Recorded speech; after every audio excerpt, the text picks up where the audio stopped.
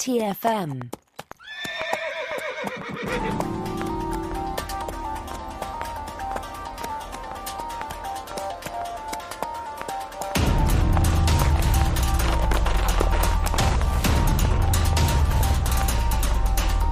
Welcome back, everyone, to Saddle Up, our dedicated Star Trek Strange New Worlds podcast. I'm Christopher Jones, and with me, as he always is my esteemed co-host, Matthew Rushing.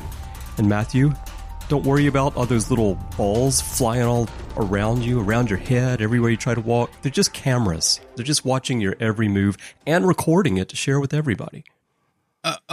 Okay, good. I'm glad you clarified what that was. I appreciate that. That good clarification there, Chris. Good clarification. Speaking of cameras, we can talk about it more in the discussion about how they use it, but they have all these angles on the bridge, but they do tell you what camera is being used. Mm-hmm. But there are so many of them. I'm just picturing like the entire walls of the bridge are just cameras. There are like 1 billion cameras on the bridge recording every possible angle. Yeah, I mean, and we've seen this idea before, like in court martial, right? Mm-hmm. Or, we've also seen this idea all the way back with, Chris, help me remind her, because it's the episode where they show all the cage. That's the menagerie. Just watch that, The menagerie, thank you. That's what I was trying to think of. Yeah. And so, it's not like we have not seen the idea that starships record all of this stuff. It makes perfect sense. But yes, the way they do it here, I think actually is pretty fascinating. I think that part, having them all hidden. Now, other choices that they make with camera work and stuff and whatnot is not my favorite, but we'll talk about that later. All right. Well, we're going to be talking about episode 7 of season 3 today. What is Starfleet? And here's a quick rundown of the story. The long-teased documentary by Umberto Ortegas has finally been released. Starfleet presents themselves as our quadrant's shining example of duty, honor, peacekeeping, says the little brother of Erica Ortegas, who flies the ship. But what separates a federation from an empire? Both colonize, both impose their laws and doctrines on others. Are they explorers as they claim, or soldiers as they appear? They call their vessels starships. What distinguishes them from warships? Filming a mission during which the Enterprise is ordered to transport cargo that turns out to be a sentient being, that turns out to have been transformed into a weapon, certainly begs answers to those questions. As viewers, we watch the findings of this young investigative reporter unfold and lead him down a path he may not have expected. So, Matthew, this episode, it raises the age-old question that fans have been debating for decades. Is Starfleet a scientific, exploratory organization or a military organization? So, how well, just as a starting point, I guess, overview, how well do you think it tackles that question? I mean, my opinion with this episode is that it actually doesn't tackle this question very well. Mm-hmm. And the reason that is because what's under the microscope here isn't really about whether or not we're a military organization or whether or not we're a peaceful organization or just an exploratory organization. Mm-hmm. Because what's really happening here, I feel like, is much more akin to the way in which during the Cold War, you'd see the United States and Russia try to influence races around them, maybe for their benefit. And to me, that's more. This is such a much more political, like thriller, or not really thriller, but there's a lot of political ramifications in this, more so than whether or not Starfleet's a military organization or exploratory organization. Though I don't really think that's the question here. I think it's the question because of the way in which Erica's little brother is formatting his documentary. Mm-hmm. I mean, he's the one that's posing the question, right? He's the one who is making this the question that's being asked, quote unquote. But it's not actually the question being asked by what's happening here, if you ask me. This doesn't really have anything to do with whether or not Starfleet is a military organization or whether it's an exploratory organization. This is a political question about more of, if you ask me, should Starfleet be in? How does Starfleet involve itself in helping other races, especially when it comes to maybe inserting themselves into their wars? Isn't that against the Prime Directive in the first place? To me, this is a much more political question than it necessarily is like a militaristic question. That's my opinion. So I feel like if you wanted to tackle this question, you should put us in a place where the question of military or exploratory really does come to a head. And I just didn't feel like it necessarily comes to a head with what we see in this episode. That's just where I fall on that. I mean, I think if this were a movie, or certainly if it were a novel, and you could actually explore what's going on with this war between Lutani 7 and Kassar, and why the Federation and Starfleet are involved in the first place, and why Pike has been given orders to move this creature to the war zone, essentially, then maybe you could explore the issue a little bit more. At the beginning, they have a screen that just gives you a little bit of background on what's going on. And it says on Stardate 2177.9, Lutani 7 was attacked by sister planet Kassar as Kassar attempts to lay claim to the Lutani system and its resources. And they have war casualties, and the Lutani casualties are 9 million, and the Kassar casualties are 119,000. Yes. However, Starfleet is moving this Jikaru creature to help the Lutani.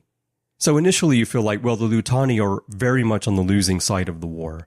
And so Starfleet perhaps sees that they need assistance because they're being overrun by the Kassar, who are the aggressors. Right. But then in the end, Pike makes the decision not to let the Lutani have the creature, which is clearly a massive setback to whatever war plans the Lutani have. So he's going against the original orders, although he does mention that they weren't happy with him, but now that we are where we are, this is going to be the plan. So ultimately, Starfleet turns its back on the Lutani, who appear to need help. So I think it raises a lot of questions about why the Federation would be involved in the first place and who they choose to help. Right. And well, because again, the question becomes, the Lutani have been using this creature, right?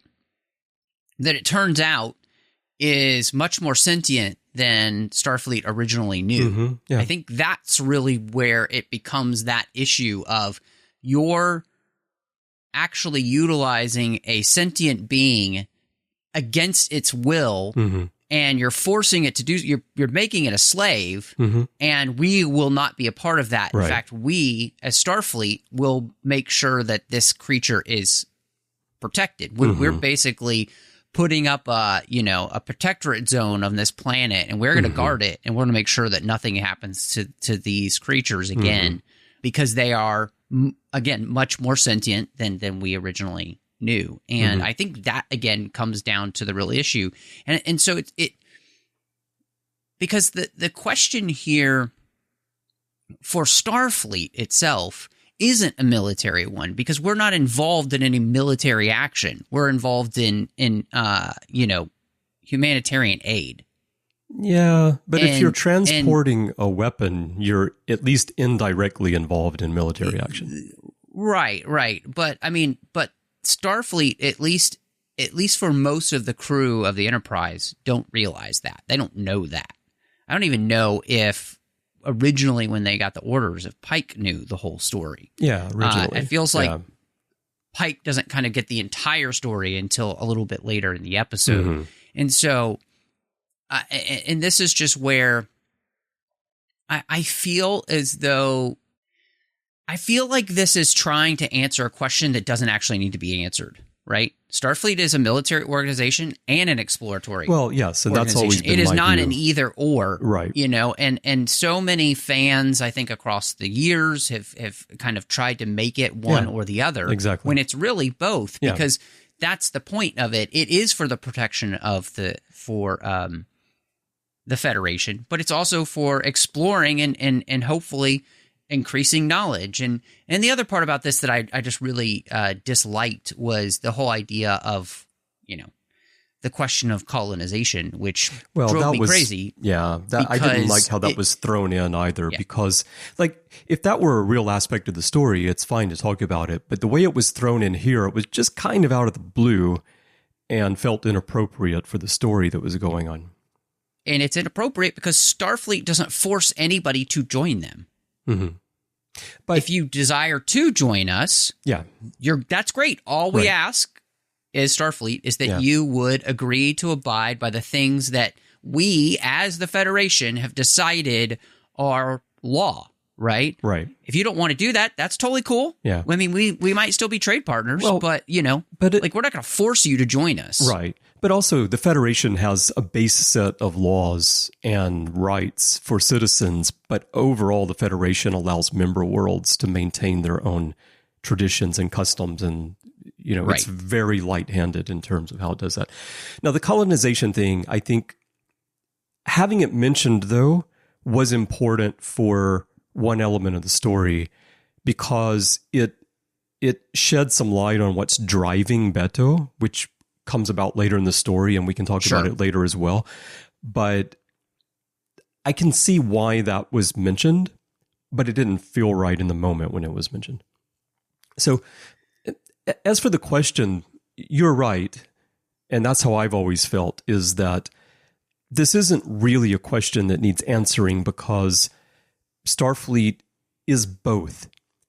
It's a scientific, exploratory organization, and it's a military organization, because it has to be. Yeah. I mean, it's even in the dialogue. Beto's talking to his sister, and he says, I thought the Enterprise was an exploring vessel. And Erica says, it's space. It's unpredictable. That's why we don't go anywhere unarmed. And that's something that's written into Star Trek in Enterprise, right? Archer goes out.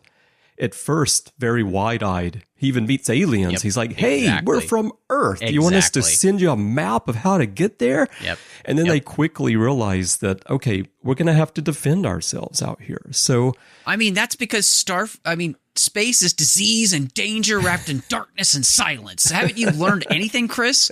But exactly. we say that as a joke, you know, from Star Trek 09, but in many ways, that's what humanity does kind of find. That there is a massive amount of people out there who are not going to agree with us, and in fact are going to just want to conquer Starfleet and or, you know, anybody else that's under that flag. And so that's because they find them to either be, you know, a threat or whatever. And so I think that's the really interesting kind of part to me about all of this, really. And so, So at the beginning, in the opening narration to the documentary, though, Beto does ask the question, what separates a federation from an empire? Both colonize, both impose their laws and doctrines on others. Are they explorers as they claim, or soldiers as they appear? They call their vessels starships. What distinguishes them from warships? But I would argue, so the question of what separates a federation from an empire, I think, is an important one. And I think it's very applicable in today's world, where we see a power rapidly sliding from one side to the other, or potentially doing so. But the other parts here about Starfleet like we were just talking about, both impose their laws and doctrines on others. I don't think the Federation imposes its laws and doctrines on its member worlds. That's totally untrue. Are they explorers as they claim? I think we clearly see that they are, or soldiers as they appear.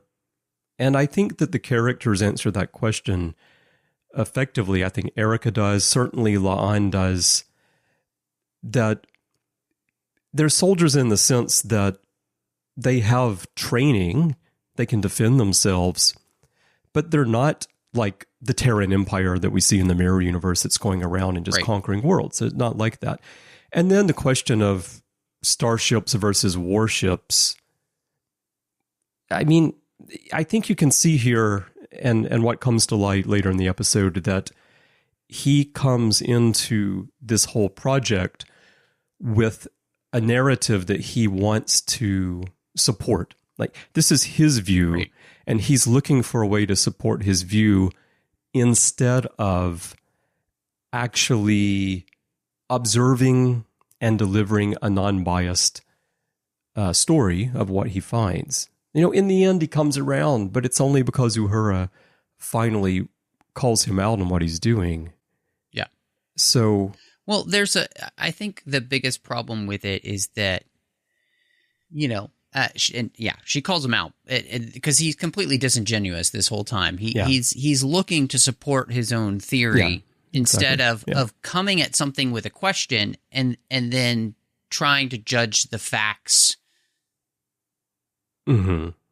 clear-headedly with a sober mind, and I think that's the thing that is really bothersome. But yeah, I mean, nowhere do we see the Federation making people do anything or making them follow their rules. Again, to join the Federation, you have to apply for membership, and one of the precursors for, getting signed into the Federation is that you would agree with the laws and standards of the Federation.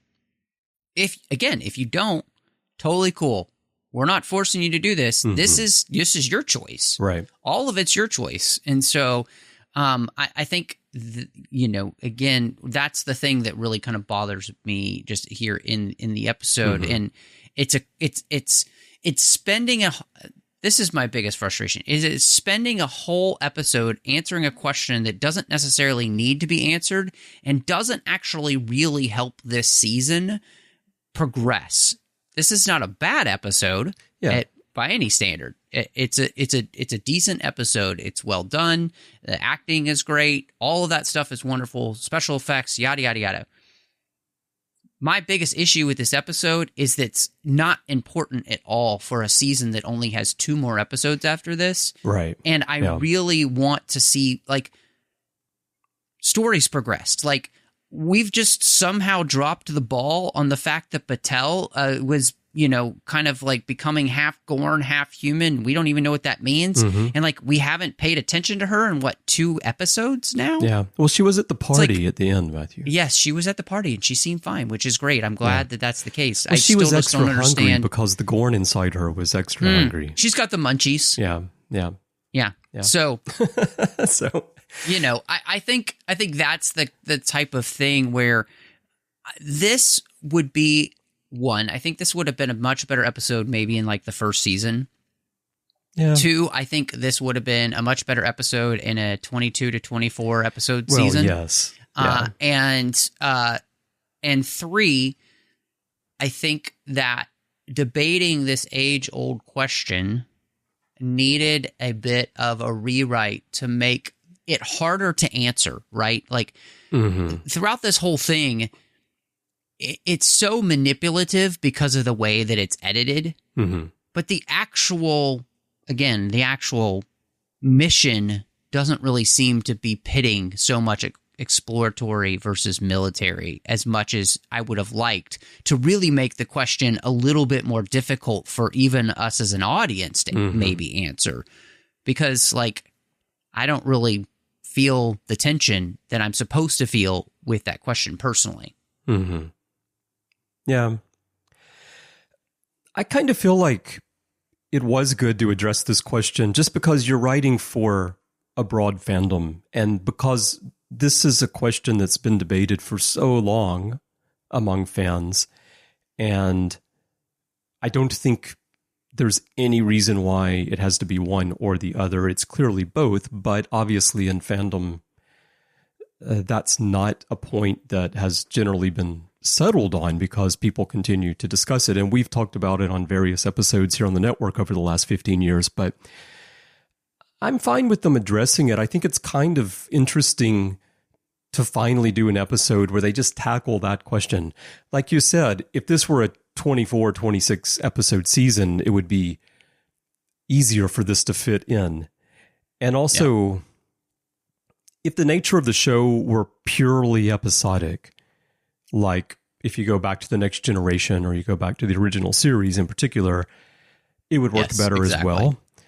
Strange New Worlds is it's kind of an odd hybrid because it sort of wants to take us back to that time where Star Trek was episodic, but it can't completely do that because people expect ongoing narratives in television today. So it's kind of mixing the two together, which would be a hard task to do in general. And when you only have 10 episodes, it's very, very hard because, again, you're just leaving characters, for what amounts to 20% of the season. You're just abandoning storylines. I am actually glad this episode exists, though. I think in the overall context of Star Trek, if you go out into the future and you look back, I think this is an episode that will be loved for a long time by many people. Because it has its own unique character, and it's really well done. It's very well presented. And like you said, the way it's edited, it is manipulative, but I think that also supports another aspect of the story, maybe the most obvious one, which we've been talking about a bit, which is journalistic standards. If you want to take something that's really up for debate in today's world, and that's very important to how people perceive something, like if you think the point here is the question being asked is to citizens of the Federation who might be asking, what is Starfleet that all of our non-money that doesn't exist in this future is going towards supporting, right?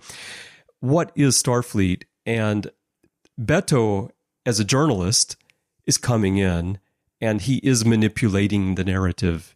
And we just see that it's not unique to our time today. It's, of course, happened throughout history, but in particular today, compared with 30, 40 years ago, for sure, reporters aren't reporting the news. They're not reporting the facts. They're going in and they're writing narratives to support their own personal agendas or the agendas of those that are somehow funding them. And in this case, we get this situation near the end where what's really happened, Uhura calls Beto out on it, is that Beto feels like Starfleet took his sister away, and then she almost died and he almost lost her, and now he's looking for someone to blame for all of this and the fear and the hurt that he felt, and that's Starfleet. He's looking to frame Starfleet as being not who they say they are.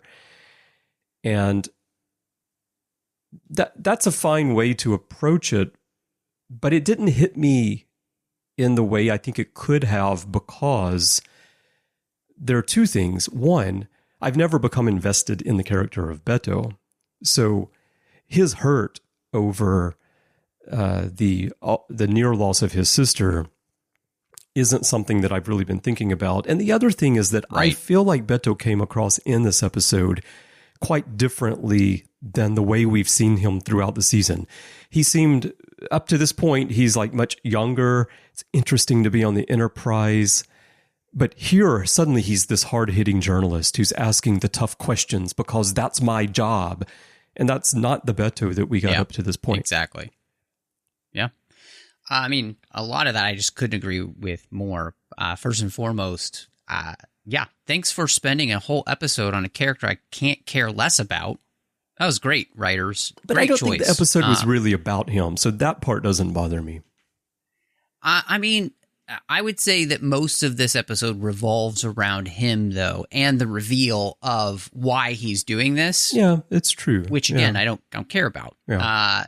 And secondly, I think the whole idea about journalistic standards, I think for some reason people got it into their minds as if journalism hasn't almost always been, for its entire existence, something full of bias.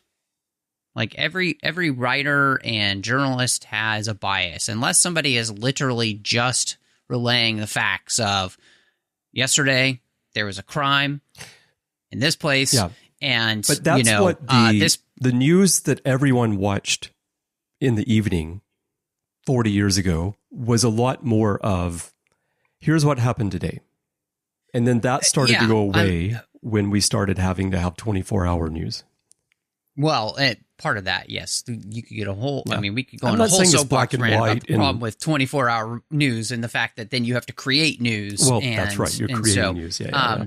But in the end, too, like, I think the biggest problem becomes these days when people try to pretend like they're not biased in one way or another. Yep. But they clearly are.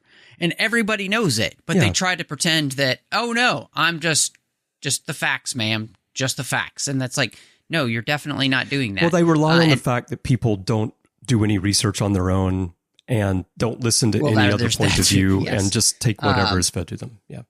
And so I would much in these days, I'm much more willing to be able to listen to what somebody has to say if they're straight up about their worldview and where they're coming from, because then I can listen to them, I can put it through a filter, and I can then begin to see both sides of an issue much better. It's when we pretend like we don't have that we run into a problem. And so, I mean, that I think is almost the more interesting thing that could have been done here, because, we've seen journalism in Star Trek before. Obviously, we saw it a little bit in Enterprise. We obviously saw it in the original series. We saw it in Star Trek Generations, and so get that this thing has out of been my a part. face. Exactly. So we've seen these things, and yet, yes, here I completely agree that Beto just kind of comes off as a completely different type of character, and then again, I think the focus on the reveal for him is something that I'm just not really interested in. And it's another place where this episode, because we're nearing the end of the season, there are already storylines that I'm really invested in and really want to see. And especially after the last couple of episodes, which have really been humming, you get to this episode and it's just kind of honestly a downer, because I'm like, oh, we were really diving into really the character stories that we had been talking about so much, wanting this season, and now it's like, yes, there's character development in this episode. We get some nice bits about Uhura, some nice bits about Spock, a little bit about La'an, some about the captain. But it's not the stuff that you really are getting to marinate in, right? That's again, you have to kind of begin to decide, as this series is only got a season and a half left, what kind of stories do we want to tell? And maybe they didn't even know at this point that they were that close, and so doing this episode. Well, they probably didn't. Yeah, I think probably they didn't know. Yeah. But I also just feel like, and this is my personal frustration, is this season, so much of it is just kind of felt wasted, except for the last few episodes, which have really kind of picked up. And as we've talked through it, like, I've been more and more excited. And then again, I just get to this and it just feels like we're just putting the brakes on real hard. Like, we were going 120 and we just slowed down to 15 real quick. Yeah. I think I think they had this idea. So it's interesting in retrospect. And one thing that I was going to ask you, I remember thinking about after watching this the first time, was And it's interesting now because you've answered my question already in terms of how you view the episode. But I was thinking that as viewers today, are we sometimes too impatient in where things are going with a story or a show, even if it's not a specific storyline? Because I'm just thinking back to, we watched The Next Generation, we watched Deep Space Nine, Voyager, Enterprise. We watched these shows unfold over the course of 4 to 7 years, with usually 26 episodes per season, 22 at the end of Enterprise. And when we look back at them now and we talk about things, we look at moments that happened along the way and then how those paid off down the road, and we think, oh, I really love how this character came together or this storyline came together. But when we watch Strange New Worlds in the moment, we sometimes feel like, why is this character here? Why are they doing this? Beto is a good example. I remember saying myself in the Indiana Jones episode that, why is Beto here? Why does he have the little flying camera? Oh, maybe it's just here so they can get a glimpse of the other room. Whereas really all along this season, they've been setting up this episode. The reason Beto's on the show at all, the reason he has the little flying cameras that we've been seeing here and there, are so that when we get to this episode, it makes sense why this episode is here. You know, he's been there to do this documentary. We know he's had these cameras going around all the time. And so they had this idea to do a documentary, to do something different. And I think they set it up quite well. And I think it paid off well. But I do agree that when you only have 10 episodes to work with, you're going to leave a lot of fans wanting, because different fans want different things. Some fans absolutely love episodes like this one or the holodeck episode, and other fans want to know what's happening with Batil, as you're saying. Where is that going? One thing that, tell me what you think about this. One way they maybe could have satisfied us all with this episode is, instead of having this narrative about these two planets that are at war and this creature that needs to be transported and the ethical debate over that, because Beto's been here. I mean, I think we only first saw him, I don't think he was in Hegemony Part 2, but nevertheless, he could find a way, especially using archival footage, to fill in the backstory that he has to learn about himself as a journalist. He could tell the story of Batil, tell the story of the Cayuga, because he brings up the Cayuga actually to Uhura here, and tell the story of what's happening to Batil. Like, he could tie it in more to what we've seen going on up to this point and provide deeper insight into what was happening. And that would also allow the writers to progress the story of Batil and some of the others. Yeah. I think it's a valid question of whether or not we want too much too quickly. My pushback is that we have to have that, because we only have 10 episodes a season to play with. And the way these streaming series happened, we don't actually know how many seasons we're going to get. And so every episode needs to be thought of as an amount of time that you're never going to get again, to quote Picard. So make it count in every way possible. And the way you're going to do that, and this goes all the way back to what made the original series click with people. They clicked with the characters in the character development, even in episodes that didn't have really connections with them. Yes, nowadays we do have a completely different idea of what storytelling looks like. And that's because that's what they did to us. They're the ones who have trained us to think like this. So if you want to blame anybody, it's really their fault.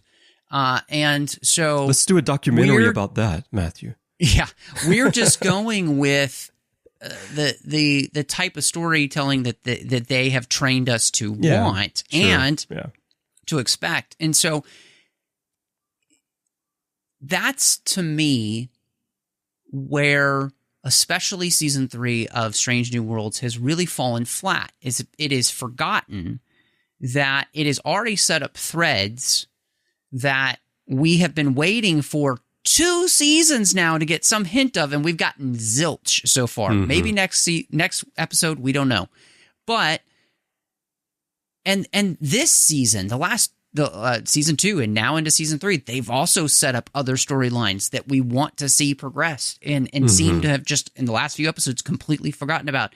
And so when you do an episode like this that could have been done in any series, literally any series. That's true. Yeah. And any season of any series, that's my problem. That's why I feel like this episode is a waste of time. And it might be great that necessarily it exists in the pantheon of Star Trek because it deals with this question, even though I would completely argue it doesn't really do it that well. But in Strange New Worlds, about the characters that you've given it, again, I don't care about Beto at all. And so I need you to tell stories about the characters that I do care about, that I've come to love, why I'm watching this show. And so, that's just, I think, the place where you end up. And I hope that in, seasons 4 and then the mini season 5, that they really take that to heart and realize we can't waste any time. We don't have time to waste time because we don't have time to argue about time because we just don't have the time. Yeah. I think season 5, they will be more focused because they will have a clear goal that they're trying to reach and not much time to do it.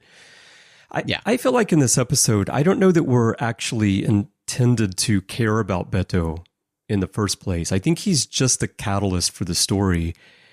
And what we're really meant to care about more is how being a member of Starfleet impacts the people who are serving on the crew.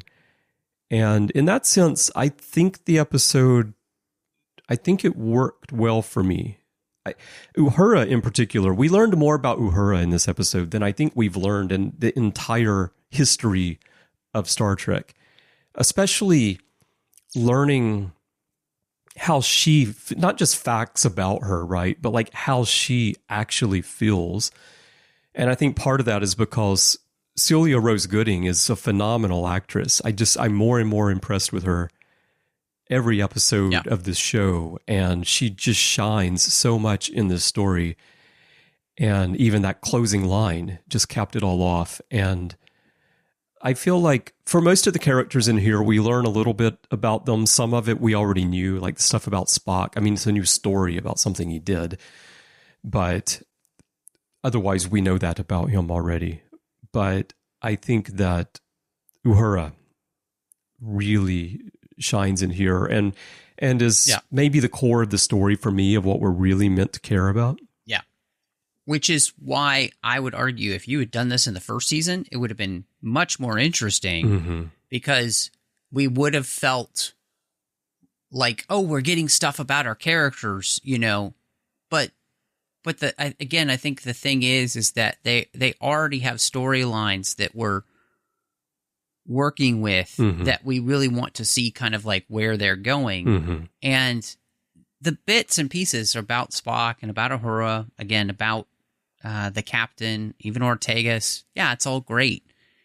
But it's not necessarily informing them in a way that makes me feel like we've built on what we've already been getting with them. Because much of this stuff, like we've kind of had bits and pieces already of this type of a horror story. We've gotten bits and pieces about kind of how this Spock has grown up and what it's been like for him and everything. And so again, the problem is it's not bad, but I think it's just that it's missing where it would want to be. And maybe one of the most, I guess, maybe interesting parts about the story is Mothra's sacrifice, because this legitimately just looks like Mothra from the Godzilla films. Yeah. And I thought that was kind of a nice homage. If we're going to talk about homages, having a kaiju homage was nice. And so, well, especially with the little kaiju gorns that we've been getting. So. Yeah, there you go. It all ties together. And so apparently the show's just obsessed with kaijus, and obviously the most kind of Star Trek thing that can happen is to realize that something is actually sentient. Yeah, and again, it's not new territory, but. I did love that the reason that the answer that comes down from what is Starfleet, and we see Starfleet do what it does best, which is protect the innocent who can't protect themselves. And I appreciated that, and I really liked the whole moment that then it gave Pike was like, yeah, come at us, bro. Yeah. You take on one of us, you take on all of us. So, and you don't want to do that. And so all of that stuff I thought was nice to see. So the Mothra alien, I liked that aspect of the story, even if it maybe isn't the ideal story to try to answer the question that Beto raises at the beginning. Unless the answer ultimately, well, in a sense, it kind of... within the context of the agenda that Beto came in with, and then where we landed there, it is somewhat effective because he comes in with the idea that Starfleet is a military organization and they are colonizers. And then he finds out, oh, you're going to take a weapon to help people in a war. And then in the end, they actually, as I mentioned earlier, leave the losing side of the war to fend for themselves because they want to protect this new life form, which has been one of the stated missions of the Enterprise since the opening credits of the original series and has always been the case. And by making that decision, it does flip Beto's preconceived notions about Starfleet on their head and is ultimately true, I would say, to what I always found attractive about Star Trek is the idea of trying to understand things that are different from you and trying to protect those who need protecting. In this case, helping the Jikaru, but also agreeing to protect her children. And then also helping her, we won't get into a debate about the fact that the Jikaru herself decides to commit suicide by flying into the sun, and they assist her with that. But they are granting her wish and not trying to interfere because they don't understand really this life form. They're just trying to assist the life form that needs help. Well, yeah, I mean, to me, it felt like the Jikaru is doing what it knows that the Starfleet people would do if they could actually impact it. And the only way for it to be destroyed is to be thrown into the sun. And so for it to fly into the sun then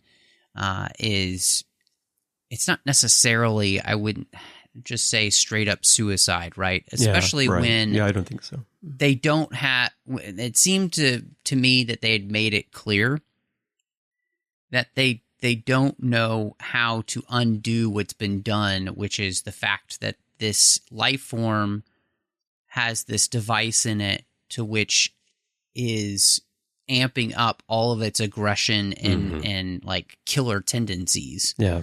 And so I think putting that all together, that part made a lot of sense. But, I think the other beauty of this episode is that Pike says, look, we're not going to support you this way, but we're not going to let you go. We're not going to leave you hanging. We're going to continue to support you in other ways. And, who knows what that might mean in the end, because, it could be a thing that actually does possibly lead them to inviting this group maybe to become a part of the Federation, and then them, being protected because now they're under the protection of the Federation. Who knows? I mean, we don't really know the situation. That's the other part. All we know is the very basics of that.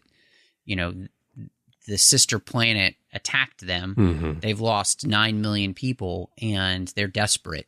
Yeah, and they're willing to do anything to survive. And so, again, that's actually kind of an interesting.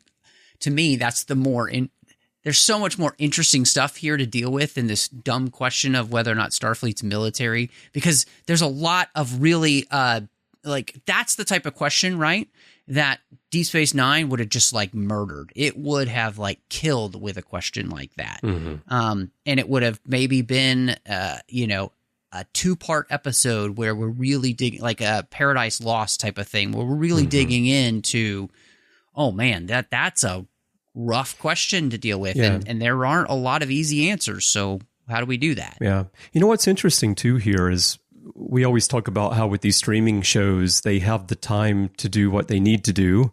And they also don't need to do more than they need to do to hit a time target like on broadcast television. Well, and the episode's 35 it's 40 minutes long or something. Yeah. The actual story is 30 something, I guess. The total runtime of the thing is 40 minutes. So that's interesting that, they could have made this longer and fleshed out some things, but they chose not to. I think the runtime is good in terms of a documentary, but at the same time, they could have spent another 5 to 10 minutes and fleshed out some points that probably would have made the story stronger. Yeah. Well, and that really comes to the question of, does the concept itself work of utilizing this idea of a documentary? And I think what has made this type of thing work stronger in the sense of using found footage, in universe, is that it also is tied with the other part of the story, outside of the found footage. And I think kind of tying this all specifically just to found footage, it's a Blair Witch Project for Star Trek, doesn't quite work as well, because you're really hamstringing then the storytelling. And so where you could have utilized an extra 10 minutes or more in this episode would have to made this where you're seeing a lot of the documentary, but then it actually kind of pulls out to oh, this is what really happened kind of thing. Or in the same way the Menagerie or the Court Martial or any of those episodes worked, right? And so I think that would have been really helpful for the story to really drive home some of these important points that we've been discussing. Yeah. One more point about the creature itself. Thinking how events in these newer Star Trek series can inform how you watch Star Trek from the past, because it's happening earlier on the timeline. I did wonder, as soon as we see that the Jikaru is this ocean creature and it comes up out of the ocean, but they hear its sonic waves, the way that it communicates, and they see all that on the screen, and they figure out that there's sentience there, and then they figure out how to communicate with it. Of course, made me think of Star Trek IV with George and Gracie, and how maybe Spock would jump quickly to the idea that what they were hearing was being targeted at the oceans and to a life form. Yeah, I mean, it's a great thing that this is a different universe, and it doesn't matter because, also the Enterprise is twice the size it was in the original series. So there's also that. Yeah, so they would have had plenty of room for George and Gracie on this Enterprise. Exactly. But I mean, I think they could have put them in Pelia's quarters with all her junk. Yes. But I really did. I thought the exact same thing that you did, because this is clearly just like Star Trek IV. And how could Uhura not know immediately? Right. If this is in the same universe, that makes no sense. That is just one more place where I'm glad I don't care about that, because there are a few things in this episode that actually would be really frustrating. But this is so I tend to write that kind of stuff off as far as people not knowing. I mean, I joke about it and I say, well, it's like an arena. You've got like half the bridge crew was involved in all this Gorn stuff, and yet they have no idea who this alien is. But I kind of write that stuff off as when you're writing a franchise that's almost 60 years old, of course, at some point you have to just go with it and realize that, yeah, of course it's not going to match up because it's being written later. And it can still be fun to kind of tie those little things together. Yeah, I mean, I would say you choose to do that. You don't have to do that. Oh, sure. So you choose to do that as a viewer, or you choose not to, and everyone's different. Right. I was going to also mention, just when we were talking about this story and all the parts it could be expanded, we've been getting some really nice novels tied into Strange New Worlds from various writers. And there's a lot of stuff in here that they could run with and expand upon the events that we see in this episode. This war, all kinds of things. Yeah, there's definitely, I would say, plenty of fodder for storytelling here. And one last point, because I mentioned it at the beginning that we might talk about it again, just the cameras on the bridge. I was glad that they did take the time to actually do ID numbers for all the cameras and to put those in the footage as they switched back and forth, so that even though I don't know how it would actually work that you get all those angles, there's at least a clearer indication on the screen that the ship is equipped with all of these cameras, and they're there because Starfleet needs to record what's happening in an incident, and the footage can be tied to a particular camera. Yeah. So, I like that touch, and I think it goes into, I'll just go into my final thoughts here, and then we'll get yours. My final thoughts here are that I'm glad that this episode exists. It does disrupt the story through the season, but I think it's a fun idea. It's a gimmick in a sense, because it really departs from the style of storytelling that we've seen in Star Trek, with a few little exceptions that you've mentioned. Court-martial, the menagerie, maybe slightly in the Pale Moonlight, although that's a little bit different because we're not seeing security footage or anything, but we are getting the story shared with us later on. But, I think it's a good glimpse. It's like taking a breather, and it's just a good glimpse into what we've been watching for all of these years, and what is Star Trek. Maybe instead of what is Starfleet, the question could have been what is Star Trek, and like this is what we're watching, and we get a glimpse in. And I think the closing was effective in saying that, there is this side to Starfleet, there is this side to exploring. It is really dangerous. We do risk our lives, but we also form a family. We also have fun moments. We also learn about the universe and, all the awe of what's out there. And Uhura's final line, where she says, "We make Starfleet what it is, not the other way around," I felt did support the idea that ultimately it's the people who are out there together who have to depend on one another. They make their experience what it is, even though they're receiving orders from command. Ultimately, they're the ones out there. And I think we've seen that throughout Star Trek, and I think that it works here as well. And that maybe that's the ultimate message that I would take away from this. Yeah. So what are you going to rate this episode? Well, I think actually I'm going to give this episode probably quite different from you, because I really enjoyed it, even though I see all the points that we're discussing here. I'm going to give it 9 hovercams, because I think it is, my goodness.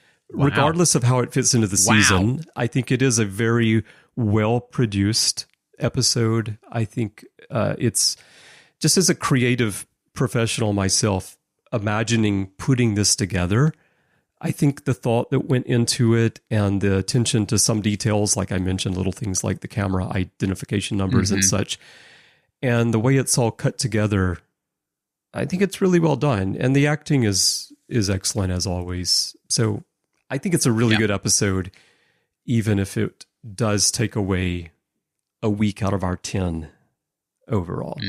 So what are your final thoughts, and what are you going to rate it?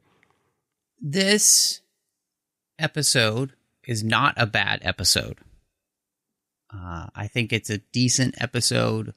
I do think, personally, for me, I think the episode, again, which is kind of a refrain from me for this season, but I think it struggles in the writing. I think that it struggles because it has some very interesting ideas, but personally for me, I don't think that it actually is playing with the most interesting ideas that it's asking.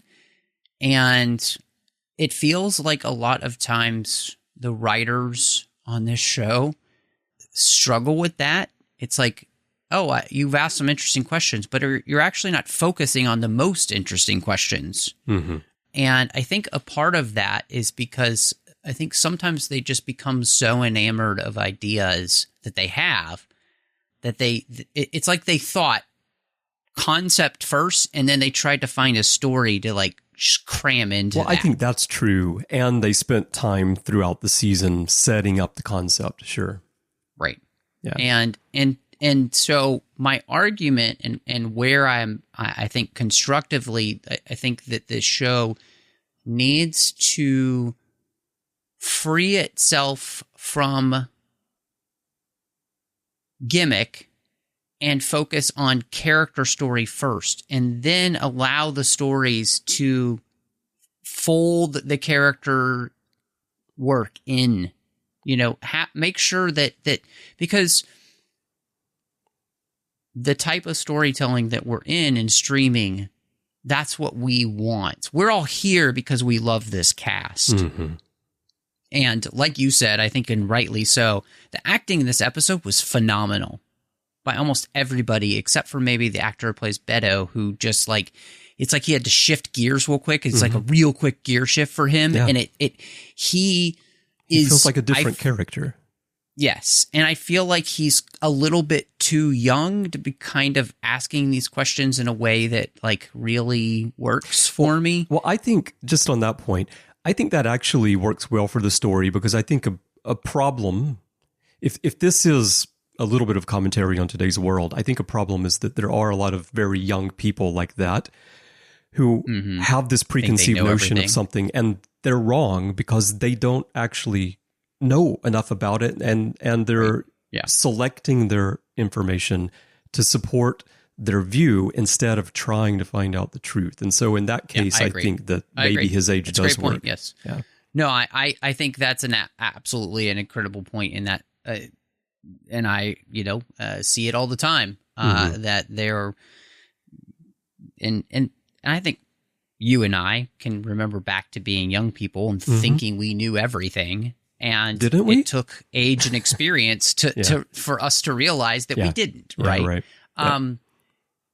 In the end, my main frustration with this is what we have said, throughout, is that there should have been more thought given to, is this the right time for this type of episode? Maybe even earlier in this season, it might have worked better. Because when you get to the end of the season, you really want the season to gain momentum. And the last couple of episodes have really gained momentum in what we're doing for the characters, what we've been doing for the storytelling overall for the series and for this season specifically. And this just, I threw the brakes on in a way that I felt like narratively was too much. And so I people are probably going to hate me, but to me, this is half a good episode, because there's a lot of great stuff in here, but there's a lot of issues with, for me, the way that it's executed But then there's a bigger meta thing of just creating television as a whole. And Strange New Worlds, more than most other Star Trek shows, has maybe, except for Discovery, which you have rightly said, seemed to struggle with identity and all that stuff big time. This show just can't seem to find like the rhythm that it had in season 1. It can't seem to get it back. And so I'm going to give this 2.5 out of 5 Mothra deaths. Wow. All right. So there's going to be a lot of people watching those Mothra deaths, which I was thinking also about the windows on the Enterprise. Everyone's staring out at this gigantic star. They must have some incredible like polarization in those windows to I'd hope so. Protect everybody. So yeah, to get that beautiful view. Definitely hope so. Yeah. Oh, just one quick thing that I meant to mention earlier. Talking about character stories that aren't being picked up. The one thing I think happens in Strange New Worlds is that these storylines they sometimes come up with little things that they think are clever tie-ins to the original series or the films, and then they forget about them, as is the case with Cybok, which we've been waiting now forever. And I suspect that we're probably 84 years. Yeah, I suspect that we're probably going to finally see Cybok in the next episode because it's called 4.5 Vulcans. And maybe T'Pring will be there. I'm guessing Spock will be the half of the 4.5 since he's half human, but we'll see what happens. But the other one is Batel. I feel like these types of storylines, what they do is they create these, and then their intention is we need a big dramatic cliffhanger to go into the next season. And so they just push them to the side and then they pull them back out when they need them at the end. And I feel like that's probably what's happening with Batel, because I don't think we're going to find out anything about Batel in the next episode. So that's going to leave us only 2. So we'll see. All right, everyone. We would love to hear your thoughts on what is Starfleet. There are many ways for you to share those thoughts with us. Perhaps the easiest way is to go to Facebook and join the Babel Conference. That is our listeners group. It is a closed group there to extend the conversations beyond the podcasts. So if you're joining for the first time, please do answer the questions and agree to the rules of the forum so that I can let you in. You'll find a post there on the timeline for this episode, and you can share your thoughts with Matthew and me and fellow listeners right there. You can also send us email. Go to our website, trek.fm/contact. Use the form you find there, choose to send to a show, and choose Saddle Up, and that'll come right on over to us by email. And of course, you can find us in social media. Our username everywhere is TrekFM. And if your podcast app of choice allows you to leave a rating and a review, we'd love to get that from you as well. Now, Matthew, when you're not pitching your own documentary to networks to see who will fund you and who will send you out into space, where can people find you?